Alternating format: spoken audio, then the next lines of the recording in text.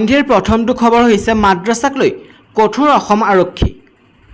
কৌমি মাদ্ৰাছা পৰিচালনা কৰা সংগঠনৰ বৈঠকত সিদ্ধান্ত, মাদ্ৰাছাৰ সকলো তথ্য আপলোড কৰিব লাগিব বিশেষ পৰ্টেলত। মাদ্ৰাছাৰ শিক্ষকসকলৰ পৰা আৰম্ভ কৰি মাদ্ৰাছা প্ৰতিষ্ঠাৰ সকলো তথ্য আপলোড কৰিব লাগিব। মাদ্ৰাছাৰ শিক্ষকৰ দৰমহা ক'ৰ পৰা আহিছে সেই তথ্যই আপলোড কৰিব লাগিব পৰ্টেলত। মাদ্ৰাছা পৰিচালনা কৰা সকলো সংগঠনৰ দায়িত্ব থাকিব লাগিব এই তথ্যসমূহ প্ৰকাশ কৰাৰ। মাদ্ৰাছা পৰিচালনা কৰা বোৰ্ডৰ ভূমিকাৰো তদাৰক কৰিব লাগিব সংগঠনসমূহে। য'তে ত'তে মাদ্ৰাছা প্ৰতিষ্ঠাৰ ক্ষেত্ৰতো কঠোৰ আৰক্ষী। 30-40 জন ছাত্ৰ থকা ব্যক্তিগত মাদ্ৰাছাসমূহ ডাঙৰ মাদ্ৰাছাৰ সৈতে একত্ৰীকৰণ কৰাৰ বাবেও ক'লে অসম আৰক্ষীয়ে। ধৰ্মীয় শিক্ষাৰ উপৰিও মাদ্ৰাছাত সাধাৰণ বিষয়সমূহৰ শিক্ষা প্ৰদানৰ কথা ক'লে মাদ্ৰাছা পৰিচালনা কৰা সংগঠনসমূহক। মাদ্ৰাছা পৰিচালনা কৰা নীতি নিয়মসমূহ থাকিলেও ৰূপায়ণ প্ৰয়োজনীয় আহি পৰিছে। নিয়মাৱলী বনালেই নহ'ব, কাৰ্যকৰী কৰাৰ কথাও ক'লে অসম আৰক্ষীয়ে। কিছু মাদ্ৰাছাৰ তদন্ত ভালদৰে পৰিচালনা নকৰাৰ কথা পোৱা গৈছে। আৰক্ষী সঞ্চালক প্ৰধান ভাস্কৰ জ্যোতি মহন্তই মন্তব্য কৰিছে। ইপিনে ৰাজ্যত বন্ধ হ'ব 1710খন প্ৰাথমিক বিদ্যালয়। বিদ্যালয় একত্ৰীকৰণক লৈ শিক্ষা বিভাগে চলাইছে অভিযান। অংশস্বৰূপে এইবাৰ প্ৰাথমিক শিক্ষা সঞ্চালকালয়ৰ ৰাজ্যৰ 1710খন প্ৰাথমিক বিদ্যালয় বন্ধ কৰাৰ প্ৰস্তুতি চলাইছে। ছাত্ৰ ছাত্ৰী আৰু কম দূৰত্বত থকা একাধিক প্ৰাথমিক বিদ্যালয় একত্ৰীকৰণৰ লক্ষ্যৰে আৰম্ভ কৰা এই অভিযানত বন্ধ হ'ব কেইবাখনো জিলাৰ সহস্ৰাধিক প্ৰাথমিক বিদ্যালয়। সঞ্চালকালয়ে শেহতীয়াকৈ প্ৰকাশ কৰা নিৰ্দেশযোগে বন্ধ হ'ব লগা 1710খন প্ৰাথমিক বিদ্যালয় অন্য প্ৰাথমিক বিদ্যালয়ৰ সৈতে একত্ৰীকৰণ কৰা হ'ব। সেই অনুসৰি বৰপেটা জিলাত 62খন, বঙাইগাঁৱত 68খন বিদ্যালয় বন্ধ কৰি ছাত্ৰ ছাত্ৰী আৰু শিক্ষকসকলৰ কাষৰ আন এখন বিদ্যালয়ত একত্ৰীকৰণ কৰা হ'ব। একেদৰে কাছাৰত 129খন, দৰঙত 66খন, ধেমাজিত 85খন, ধুবুৰীত 56খন, ডিব্ৰুগড়ত 60খন, গোৱালপাৰাত 89খন, গোলাঘাটত 45খন, হাইলাকান্দিত 59খন, যোৰহাটত 182খন, কামৰূপ মহানগৰীত 94খন, তিনিচুকীয়াত 50খন, শোণিতপুৰত 105খন, শিৱসাগৰত 137খন, নলবাৰীত 134খন, নগাঁৱত 90খন, মৰিগাঁৱত 184খন আৰু কৰিমগঞ্জ জিলাত 49খন বিদ্যালয় বন্ধ কৰি অন্য বিদ্যালয়ৰ সৈতে একত্ৰীকৰণ কৰা হ'ব। উল্লেখযোগ্য যে শিক্ষা বিভাগে শেহতীয়াকৈ 195খন মাধ্যমিক বিদ্যালয় একত্ৰীকৰণৰ বাবে সিদ্ধান্ত গ্ৰহণ কৰি জাননী জাৰি কৰিছে। যোৱা 6 আগষ্টত মাধ্যমিক শিক্ষা সঞ্চালকালয়ে জাৰি কৰা নিৰ্দেশ অনুসৰি বৰপেটা জিলা 47খন, বঙাইগাঁৱত 13খন, কাছাৰত 7খন, দৰঙত 7খন, ধেমাজিত 23খন, ধুবুৰীত 18খন, ডিব্ৰুগড়ত 1খন, গোৱালপাৰাত 5খন, গোলাঘাটত 2খন, হাইলাকান্দিত 3খন, যোৰহাটত 10খন, কামৰূপ মহানগৰত 4খন, কৰিমগঞ্জত 4খন, লখিমপুৰত 10খন, কামৰূপত 18খন, মৰিগাঁৱত 9খন, নগাঁৱত 3খন, নলবাৰীত 1খন, শিৱসাগৰত 7খন, শোণিতপুৰত 1খন আৰু তিনিচুকীয়াত 2খন বিদ্যালয় বন্ধ কৰাৰ সিদ্ধান্ত লোৱা হৈছে। বিদ্যালয় একত্ৰীকৰণক লৈ ইতিপূৰ্বে শিক্ষামন্ত্ৰী ডক্টৰ ৰণোজ পেগুৱে স্পষ্ট কৰিছিল যে একত্ৰীকৰণৰ জৰিয়তে প্ৰাথমিক পৰ্যায়ৰ শিক্ষা ব্যৱস্থা শক্তিশালী কৰাত বিশেষ লক্ষ্য বান্ধি লৈছে শিক্ষা বিভাগে। ৰাজ্যখনৰ 26,000 গাঁৱত 46,000 প্ৰাথমিক বিদ্যালয় আছে।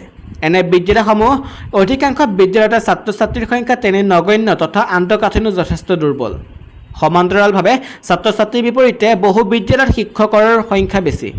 সেয়াই নহয়, প্ৰতি কিলোমিটাৰত এখনকৈ প্ৰাথমিক বিদ্যালয় থকাৰ যি নীতি আছে তাৰ বিপৰীতে 1 কিলোমিটাৰৰ ভিতৰত কেইবাখনো প্ৰাথমিক বিদ্যালয় স্থাপন হৈছে। এনেবোৰ দিশৰ প্ৰতি লক্ষ্য ৰাখি বিদ্যালয় একত্ৰীকৰণত বিভাগে সৰ্বাধিক গুৰুত্ব আৰোপ কৰিছে।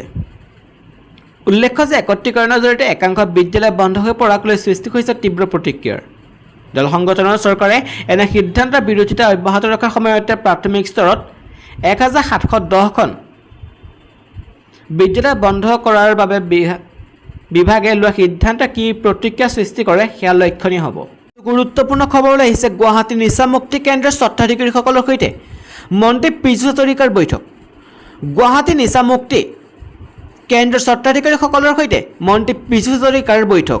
ছাডেন ভিজিটত নিচামুক্তি কেন্দ্ৰৰ ভয়ংকৰ দৃশ্য দেখাৰ পিছতেই আজি বৈঠকত মিলিত হৈছে মন্ত্ৰীজন। আজি নিচামুক্তি কেন্দ্ৰৰ বাবে এই ছবি প্ৰস্তুত কৰাৰ সম্ভাৱনা। গুৱাহাটীৰ মুঠ 63টা কেন্দ্ৰৰ স্বত্বাধিকাৰী উপস্থিত থকা বৈঠকত 12জনে নিজৰ ঘৰত চলাই থকাৰ বিপৰীতে বাকীখিনিয়ে ভাড়াত চলাই আছে। পীযুষ হাজৰিকাই কয় যে এতিয়াৰে পৰা সামাজিক ন্যায় বিভাগৰ পৰা নিচা মুক্তি কেন্দ্ৰই পঞ্জীয়ন কৰিব লাগিব, লগতে স্বাস্থ্য আৰু জিএমচিৰ বিভাগৰ পৰা কৰিব লাগিব পঞ্জীয়ন।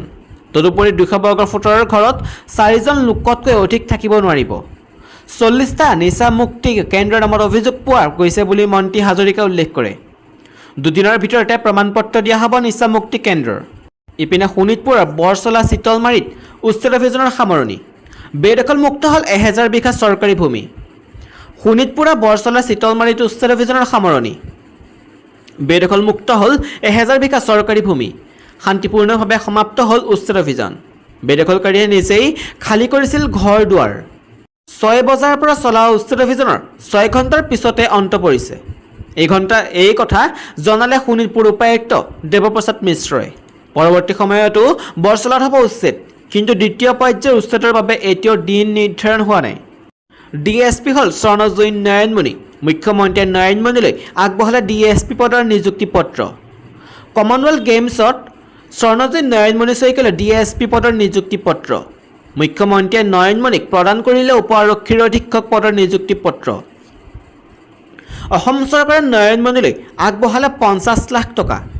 কমনৱেলথ গেমছত 2022ত লোন বলত স্বৰ্ণ পদক অৰ্জন কৰিছিল নয়নমণি শইকীয়াই। ক্ৰীড়া পেঞ্চন দিৱস উপলক্ষে জনতা ভৱনত আয়োজিত অনুষ্ঠানত নয়নমণিক প্ৰদান কৰা হয় নিযুক্তি পত্ৰ। 8 গৰাকী খেলুৱৈক ক্ৰীড়া পেঞ্চন প্ৰদান কৰে মুখ্যমন্ত্ৰীয়ে। 8 গৰাকী খেলুৱৈ ক্ৰমে অমৃতকান্তা সিং, নয়ন সিনহা, ৰঞ্জিত ৰাজকুমাৰ, মৌচুমী ভূঞা, শ্যামলিনী দেৱী, ৰজনী দেউৰী, মণিকংকনা দত্ত বৰুৱা আৰু পল্লৱী দত্ত বৰুৱাক চৰকাৰে প্ৰদান কৰিলে পেঞ্চন। 4 গৰাকীয়ে সৰ্বশ্ৰেষ্ঠ এনচিচি কেডেটক বীৰ চিলাৰে বঁটা প্ৰদান কৰে।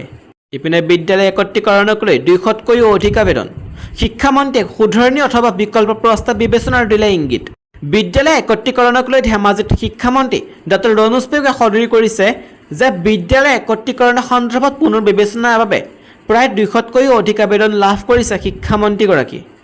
শিক্ষামন্ত্ৰীয়ে আজি ঘোষণা কৰে যে বিদ্যালয় একত্ৰীকৰণ প্ৰক্ৰিয়াক লৈ শিক্ষা বিভাগে পুনৰ কিছুমান দিশ বিবেচনা কৰিব। শিক্ষা বিভাগে তন্নতন্নকৈ পুনৰ পৰীক্ষা কৰি যুক্তিসংগত হ'লে শুধৰণি অথবা বিকল্প প্ৰস্তাৱো বিবেচনা কৰিব পাৰে বুলি ইংগিত দিয়ে তেওঁ। ইপিনে ৰাজ্য চৰকাৰৰ কেবিনেটৰ সিদ্ধান্ত অনুসৰি অহা 1 অক্টোবৰত ধেমাজি জিলাৰ প্ৰতিষ্ঠা দিৱস উদযাপন কৰা হ'ব বুলি ঘোষণা কৰে মন্ত্ৰীগৰাকীয়ে। জয়ন্ত মল্ল সৰু ল'ৰা, সেই ক্ষমতা পাই জয়ন্ত মল্লই গুৰু গোসাঁই নমনা হৈছে। নগাঁৱত তীব্ৰ কটাক্ষ অজিত ভূঞাৰ। সাংসদ অজিত কুমাৰ ভূঞাক মহাপাপী বুলি মন্ত্ৰী জয়ন্ত মল্ল বৰুৱাই কটাক্ষ কৰাৰ পিছতে আজি নগাঁৱত ৰাজ্যসভা সাংসদগৰাকীৰ তীব্ৰ সমালোচনা কৰে মন্ত্ৰী জয়ন্ত মল্ল বৰুৱাক। সাংসদগৰাকীয়ে মন্ত্ৰী জয়ন্ত মল্ল বৰুৱাক সমালোচনা কৰি কয় যে জয়ন্ত মল্ল সৰু ল'ৰা। তেওঁৰ কথাৰ প্ৰতিক্ৰিয়া মই দিব নিবিচাৰোঁ। জয়ন্ত মল্ল জ্ঞান পৰিসৰ অতি সীমিত। ক্ষমতা লাভ কৰি জয়ন্ত মল্লই গুৰু গোসাঁই নমনা হৈছে। আনহাতে AUDF আৰু আজমলৰ নেগুৰত ধৰি অজিত ভূঞা ৰাজ্যসভাৰ সাংসদ হোৱা বুলি বিজেপিয়ে কটাক্ষ কৰা সন্দৰ্ভত অজিত ভূঞাই কয় যে আজমল কাৰ ঘনিষ্ঠ ৰাইজে জানে। এইখন চৰকাৰ প্ৰথম সিদ্ধান্তটো আজমলৰ পক্ষত লৈছিল। আগৰ ব্যৱসায়ৰ সুবিধা কৰি দিছিল। পীযুষ জয়ন্ত মল্লই ক'লে সকলো কথা ৰাইজে বিশ্বাস নকৰে। ৰাজ্যসভাতো আজমলৰ ভোট বিজেপিয়ে লৈছিল। সেয়া মুখ্যমন্ত্ৰীগৰাকীয়ে খোলাখুলিকৈ কৈ দিলে। আগতে লুকুৱাই চুৰকৈ মুখ্যমন্ত্ৰীয়ে আজমলৰ লগত সম্পৰ্ক কৰিছিল, এতিয়া মুকলিকৈ কৰিছে। সাংসদগৰাকীয়ে লগতে কয় যে আমাৰ লক্ষ্য হৈছে বিজেপিক ক্ষমতাচ্যুত কৰা আৰু সেই লক্ষ্যত আমি কাম কৰি যাম। নগাঁও বৰঘাট বাইপাছত সাংবাদিকৰ হোৱা বাৰ্তালাপত ৰাজ্যসভাৰ সাংসদগৰাকীয়ে কেন্দ্ৰীয় চৰকাৰ আৰু ৰাজ্য চৰকাৰক তীব্ৰ সমালোচনা কৰে। ইপিনে 22 ছেপ্টেম্বৰত 12,000 যুৱক যুৱতীক আনুষ্ঠানিকভাৱে নিযুক্তি পত্ৰ প্ৰদান কৰিব মুখ্যমন্ত্ৰী হিমন্ত বিশ্ব শৰ্মাই। 1 লাখ নিযুক্তিৰ প্ৰদানৰ লক্ষ্যৰে অসম চৰকাৰে অহা 22 ছেপ্টেম্বৰত 12,000 চাকৰি প্ৰাৰ্থীক নিযুক্তি পত্ৰ প্ৰদান কৰিব। খানাপাৰা পশু চিকিৎসা বিজ্ঞান মহাবিদ্যালয়ত আয়োজন কৰিবলগীয়া এই অনুষ্ঠানত নিযুক্তি পত্ৰ বিতৰণ কৰিব মুখ্যমন্ত্ৰী ডক্টৰ হিমন্ত বিশ্ব শৰ্মাই। আজি মুখ্যমন্ত্ৰী হিমন্ত বিশ্ব শৰ্মাৰ পৌৰোহিত্যত জনতা ভৱনত আয়োজিত এক বৈঠকত এই সিদ্ধান্ত লোৱা হয়। উল্লেখযোগ্য যে যোৱা মে মাহত 30,000 যুৱক যুৱতীক নিযুক্তি পত্ৰ প্ৰদান কৰা হৈছিল। ইয়াকে লৈ 42,000 যুৱক যুৱতীক নিযুক্তি প্ৰদান প্ৰক্ৰিয়া সম্পূৰ্ণ হ'ব। বিভিন্ন পৰীক্ষাৰ জৰিয়তে নিৰ্বাচিত এই 12,000 গৰাকী চাকৰি প্ৰাৰ্থীক বিভিন্ন বিভাগত আনুষ্ঠানিকভাৱে চৰকাৰী সেৱাত নিযুক্তি পত্ৰ প্ৰদান কৰা হ'ব। অহা 22 ছেপ্টেম্বৰত অনুষ্ঠিত হ'বলগীয়া এই নিযুক্তি পত্ৰ প্ৰদান অনুষ্ঠানত গৃহ বিভাগৰ অধীনত কনিষ্টবল আৰু পৰিদৰ্শকৰ পদত 5,200 প্ৰাৰ্থী নিযুক্তি পত্ৰ প্ৰদান কৰা হ'ব। লোক নিৰ্মাণ বিভাগত 256 গৰাকী সহকাৰী অভিযন্তা হিচাপে নিযুক্তি পত্ৰ প্ৰদান কৰা হ'ব। এই অনুষ্ঠানত পঞ্চায়ত আৰু গ্ৰামোন্নয়ন বিভাগ, উচ্চ শিক্ষা, কাৰিকৰী শিক্ষা, স্বাস্থ্য আৰু অন্যান্য বিভাগসমূহত নিৰ্বাচিত হোৱা প্ৰাৰ্থীসকলক বিভিন্ন পদবীত নিযুক্তি পত্ৰ প্ৰদান কৰা হ'ব।